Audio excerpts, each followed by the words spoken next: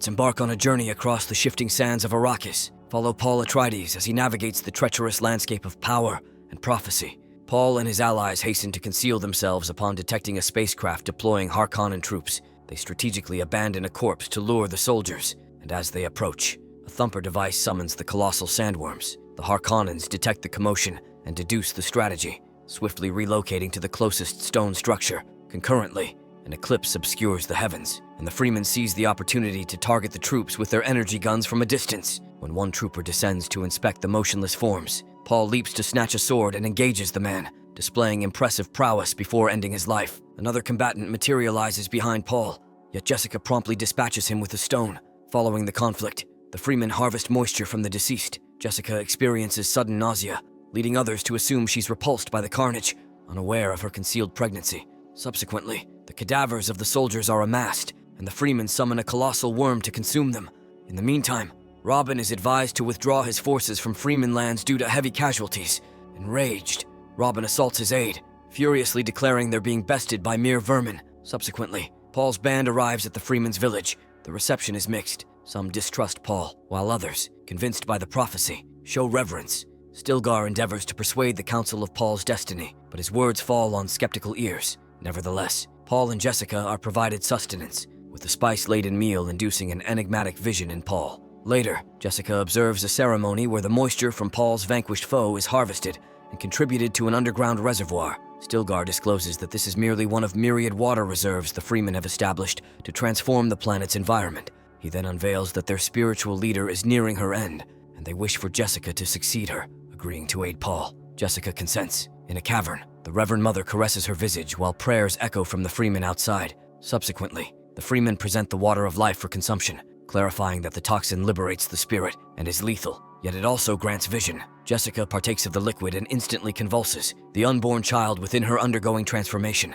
As her irises adopt a cerulean hue, the Reverend Mother perceives her condition and deems the ceremony erroneous. Following the Reverend Mother's demise, a dispute erupts among the Fremen.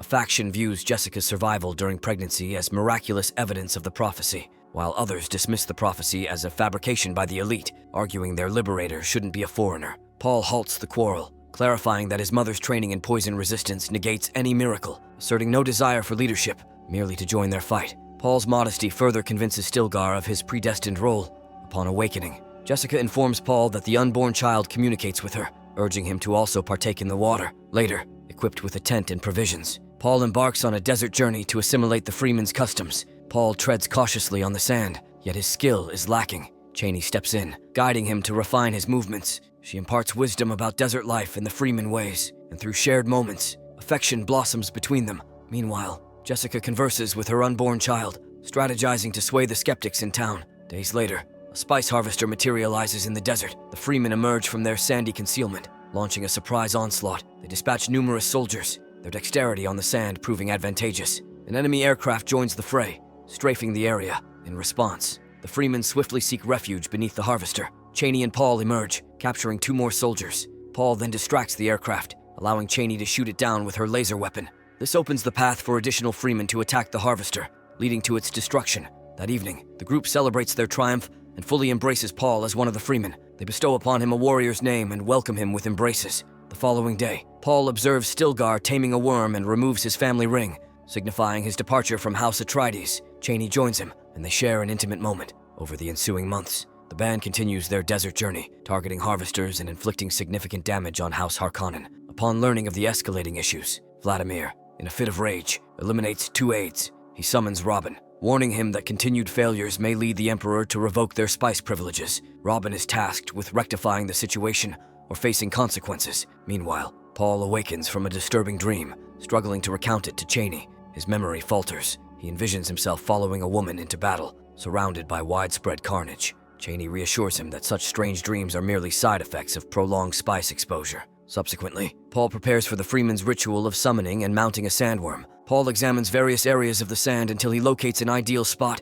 and positions a thumper. Shortly, an unusually large worm surfaces, but Paul, undaunted, leaps atop it. With hooks in hand, he clings to the worm, narrowly avoiding a fall. After a brief struggle, he finds the optimal position and attaches the hook to commence his ride, earning the Fremen's admiration. The crowd erupts in cheers, and some even bow, aligning with the prophecy. Jessica receives word of this feat and instructs her acolytes to disseminate the news. Opting to venture south to rally more supporters, Jessica departs, leaving Paul behind. In their farewell, Paul's realization dawns. She is the woman from his visions. Later on, the Fremen strike a spice depot, annihilating 80% of the adversary's yield. Enraged, Robin rallies his forces and ventures into the desert in pursuit of the Fremen.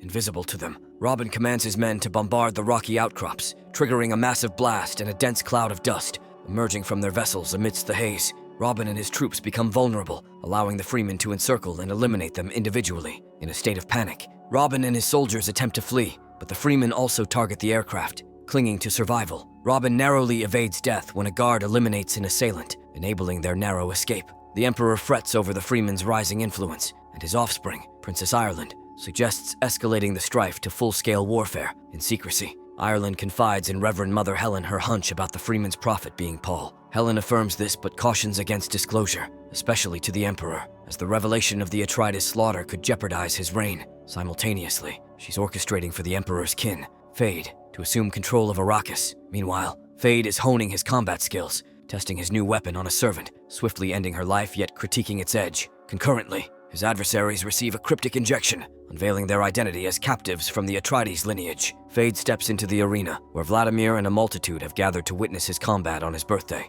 He swiftly dispatches two adversaries, but the third, unpoisoned, challenges him to an equitable duel, recognizing a trial. Fade discards his bod shield to flaunt his prowess and engages the captive, instructing the sentinels to abstain from intervening. The challenger exerts his utmost, yet Fade's martial superiority prevails, and he secures victory, earning the assembly's acclaim. Subsequently, Fade confronts Vladimir about the subterfuge, only to learn he has surmounted the ordeal and is granted dominion over Arrakis. Vladimir divulges his scheme to usurp the Emperor, envisioning Fade as his successor. Departing the arena, Fade notices Margot, a Bene Gesserit, shadowing him. Recognizing her from his visions, Margot lures him to her quarters, and they become intimate. The following day, Margot reveals to Helen and Irulan her pregnancy with Fade's offspring, fulfilling their scheme. Concurrently, Vladimir proclaims Fade the new ruler of Arrakis. Meanwhile, in the desert, smugglers deploy a harvester for spice collection, only to be ambushed by the Fremen, who detonate concealed explosives and open fire, decimating the equipment. Amidst the chaos, Paul confronts a smuggler but halts upon recognizing Gurney, his family's former war master. Paul urges his comrades to cease their assault and embraces Gurney, his long-lost ally. Subsequently, Gurney and his crew join forces with Paul's faction. Gurney advises Paul to harness his influence over the Fremen for vengeance, but Paul hesitates, haunted by premonitions of a devastating religious conflict, claiming countless lives. Later, Gurney discloses the location of the Atreides' concealed arsenal. This revelation shifts Paul's perspective, as such might could liberate the Fremen. Sharing this with their group, they venture to the secret cavern, accessible solely by Paul's genetic signature. Within, they discover an arsenal of 92 nuclear warheads. Meanwhile, Jessica reaches the south and continues to promote Paul's feats. She encounters the Maker Keeper, who demonstrates the creation of the Water of Life. In a sanctuary, the Keeper summons a juvenile sandworm, submerges it in a pond to extract its venom. Once prepared, Jessica compels the Keeper to promise the water to Paul upon his arrival, despite it being prohibited. Subsequently, Paul notices Chani gazing at the sun, her visage scorched. Abruptly, he awakens to the Fremen's alarm caused by distant blasts. It emerges that Fate has launched an assault on their settlement, devastating it with aerial bombardment. Upon his arrival, Robin challenges his sibling Fade for usurping his position, only to be swiftly subdued and humiliated by Fade's demand for subservience. Fade confronts Chani's captured comrade, who, despite intense pressure, remains silent and meets a tragic end. Meanwhile, Paul and his allies hasten to their ravaged town, aiding the survivors. Word arrives from the south of a council convening to deliberate the crisis. Paul, haunted by ominous premonitions, initially resists the summons, compelled by the sand's touch. His nightmarish visions resurface. Yet, Chani persuades him that attending is essential for their survival. United, they traverse the desert atop sandworms, reaching the southern enclave. In the sacred temple, the Keeper presents Paul with the Water of Life, which he consumes, embracing his destiny without a second thought. In his vision, Paul's future sister stands on a shore, revealing the truth of their lineage. As the others reach the temple, Paul appears lifeless, his vital signs faint. Chani, enraged, demands Jessica intervene, but Jessica compels Chani to complete the ceremony. Merging her tear with a trace of the Water of Life, Chani administers the mixture to Paul, stirring him from his death-like state. The assembly kneels, perceiving it as a divine act. Yet Chani, in her vexation, rebukes Paul and departs abruptly. Later, in seclusion, Paul confides in Jessica, disclosing his newfound omniscience of potential futures and historical truths. Paul has uncovered the full extent of his lineage and discovered that Jessica is the offspring of Vladimir. Jessica herself was unaware of this truth until the Water's revelation. Embracing their Harkonnen heritage, Paul declares their readiness to engage in battle as such, signaling his shift from liberator to despot. Meanwhile, he approaches the War Council amidst the Fremen's devotions. Chani attempts to warn the Assembly of the prophecy's manipulative nature and the dire consequences it portends. Yet her cautions fall on deaf ears. Amidst the congregation, there's murmuring about Stilgar's potential demise to pave the way for Paul's ascendancy. However, Paul vehemently opposes this, defending Stilgar's valor as a warrior. He then delivers a powerful oration, declaring his prophetic identity and astonishing the crowd by revealing details from an individual's history, knowledge he acquired through the water. The crowd is moved, prostrating themselves once more, embracing Paul as their definitive chieftain. Adorning his father's ring anew, he proclaims himself the Duke of Arrakis and vows to cultivate a verdant utopia for the Fremen.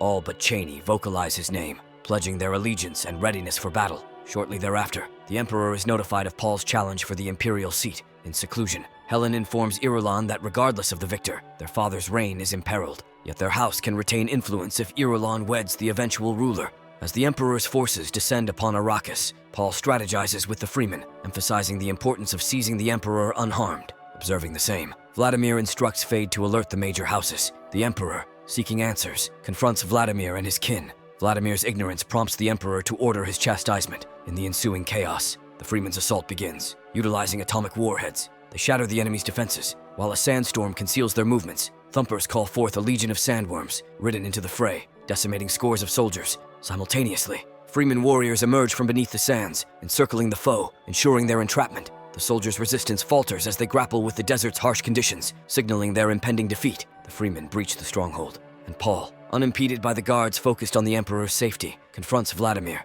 acknowledging their kinship. Paul ends Vladimir's life. Exiting, Paul commands that Vladimir's remains be relinquished to the desert and the captives be detained. The conflict rages on, with the Fremen dominating the battlefield. Amidst the chaos, Robin's attempt at flight is thwarted by Gurney, who, driven by vengeance for his fallen duke and comrades, swiftly executes him. The conflict ceases with the night, and the fallen are cremated, save for Vladimir, whose body is cast into the sands. Come dawn, Paul learns of the great house's armada looming overhead, poised to strike. He dispatches Gurney with a cautionary missive, acknowledge his rise to power or face their wrath as they annihilate the spice reserves. Paul then declares his intent to wed Irulan, uniting their reign, yet insists the Emperor be held accountable for the Atreides massacre. The Emperor, defiant, declines to parley, instead bequeathing Fade his weapon to act as his champion. As Paul greets Fade as kin, their combat ensues. The duel is fiercely contested, but Fade gains the upper hand, toppling Paul and taunting him, deriding Chani as a mere possession. Refusing to surrender, Paul launches another assault, and within moments, Fade manages to wound him twice. Yet, this vulnerability is a ruse by Paul, who, by exposing himself, draws Fade in close enough to deliver a fatal stab to the heart. As the Fremen's chants for Paul echo, Irulan concedes to the marriage, effectively handing Paul the throne. Paul extends his hand, compelling the Emperor to kiss his ring, prompting all to bow. Distraught, Chani exits the chamber, while Gurney reports that the great houses have agreed to recognize Paul's authority. Ultimately, Paul commands Stilgar to lead the Fremen to paradise. Chani, however, parts from the group, seeking solace in the desert atop a worm. This is it for today. I will reconnect with you with another story like this. Until then, this is your host for Movie, Recap Vision, signing off. Don't forget to subscribe and enable notifications to catch more videos like this. Thank you for watching.